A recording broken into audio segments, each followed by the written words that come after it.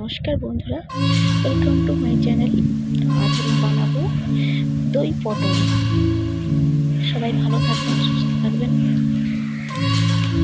তো দই পটলের প্রস্তুতটা আমি নিয়ে নেবো কটা পটলগুলো থেকে ছেলে রেখেছি, আর তার সাথে যে যে জিনিসগুলো আমার লাগবে, এখানে আছে পোস্ত, কাজুবাদাম বাটা, হলুদ গুঁড়ো, লঙ্কা গুঁড়ো, জিরে গুঁড়ো।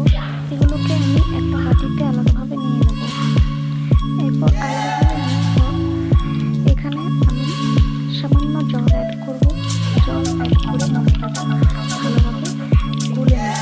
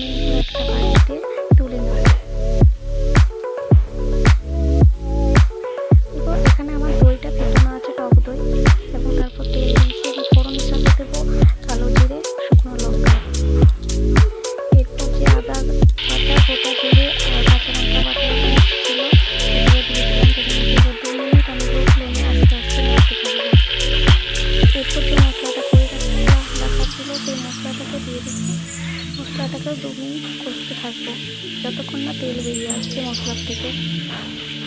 লো ফ্লেমে করলে রান্নাটা খুব ভালো হবে।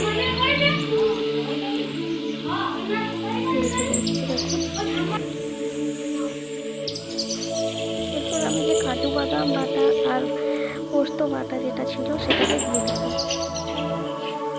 এটাকেও 2 থেকে 3 মিনিট নাড়তে থাকবো।